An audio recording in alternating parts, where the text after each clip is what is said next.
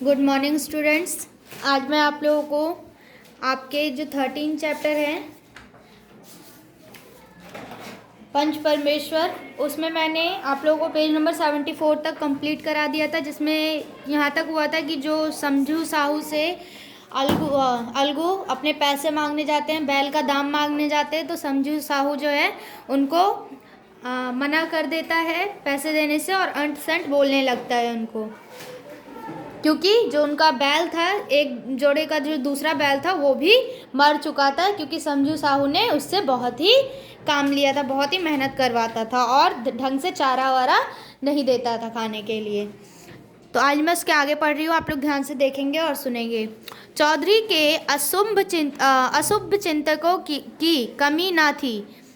ऐसे अवसरों पर वे भी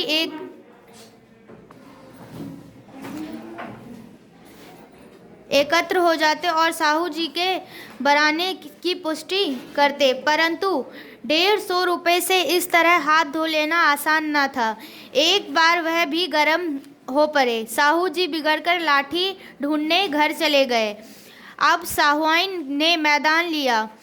प्रश्नोत्तर होते होते हाथापाई की नौबत आ पहुंची। सहुआइन ने घर में घुसकर किवाड़ बंद कर लिए। शोरगुल सुनकर गांव के भले मानस जमा हो गए। भले मानस जो कि गांव के अच्छे लोग होते हैं, दो चार, वो जमा हो गए। उन्होंने दोनों को समझाया, साहू जी को दिलासा देकर घर से निकाला। वे परामर्श देने लगे कि इस तरह से काम ना चलेगा। पंचायत कर लो, जो कुछ तय हो जाए उसे स्वीकार कर लो। साहू जी राजी हो गए। अलगू ने भी हामी भर ली। पंचायत बैठ गई तो रामधन मिश्र ने कहा, अब देरी क्या है, पंचों का चुनाव हो जाना चाहिए। बोलो चौधरी, किस किस को पंच बनते हो, यानी कि किस किस को पंच में बिठाना चाहते हो, किस किस को पंच बनाना चाहते हो।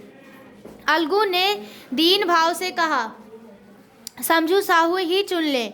समझू साहू खड़े हुए और कड़क कर बोले, मेरी ओर से जुम्मन शेख। और समझू साहू ने जुम्मन को क्यों चुना था, क्योंकि हाल फिलहाल में ही अलगू जो है वो जुम्मन के खिलाफ पंच बना था, ठीक है, और अपना बयान दिया था, अपना फैसला सुनाया था। इसीलिए समझू साहू ने दुश्मनी से जुम्मन को ही पंच बना, क्योंकि उसने सोचा कि जुम्मन जो है वो अलगू के खिलाफ ही फैसला सुनाएगा।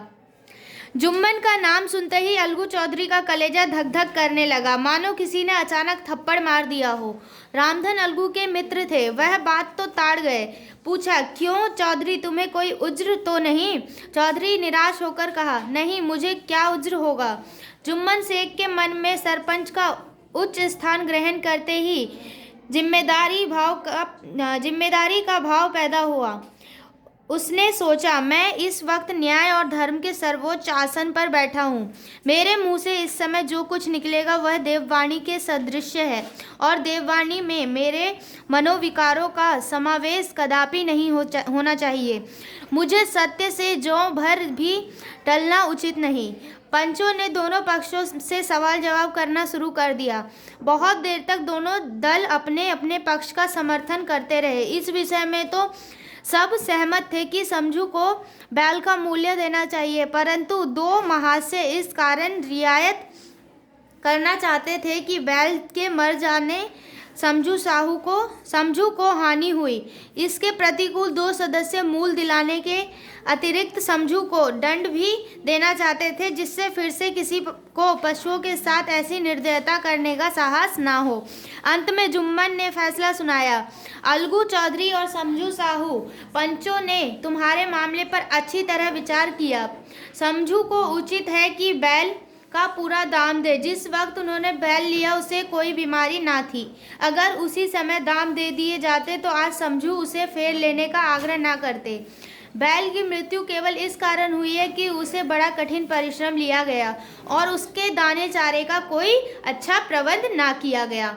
रामधन मिश्र बोले, समझू ने बैल को जानबूझकर मारा, अतएव उससे दंड लेना चाहिए, यानी कि जुर्माना जो होता है वो लेना चाहिए। जुम्मन बोले, यह दूसरा सवाल है, हमको इससे कोई मतलब नहीं। झगड़ू साहू ने कहा, समझू के साथ कुछ रियायत होनी चाहिए।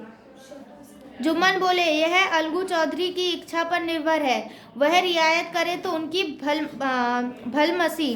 अलगू चौधरी फूले न समाये, उठ खड़े हुए और जोर से बोले, पंच परमेश्वर की जय। इसके साथ ही चारों ओर से प्रतिध्वनि हुई, पंच परमेश्वर की जय।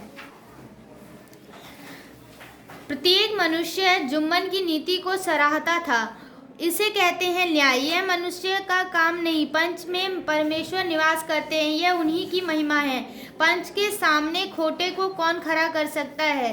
थोड़ी देर बाद जुम्मन अलगू के पास आए और उनके गले लिपटकर बोले, भैया, जब से तुमने मेरी पंचायत की तब से मैं तुम्हारा प्राणघातक शत्रु बन गया था, पर आज मुझे ज्ञात हुआ कि पंच के पद पर बैठकर ना कोई किसी का दोस्त होता है ना दुश्मन।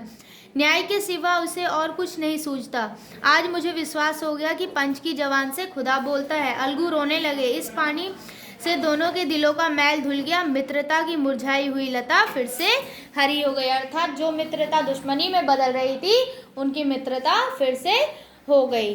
तो इस चैप्टर में यही था कि जो इंसान किसी पद पे रहता है तो उसको वह उस पद को बहुत ही ईमानदारी से निभाता है। उस पद पे ना ही वो किसी की ना ही वो किसी का दोस्त होता है, ना ही वो किसी का दुश्मन होता है, जो कि जुम्मन और अलगू की कहानी द्वारा बताया गया है।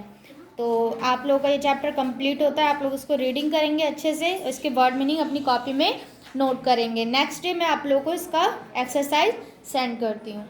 Okay, thank you.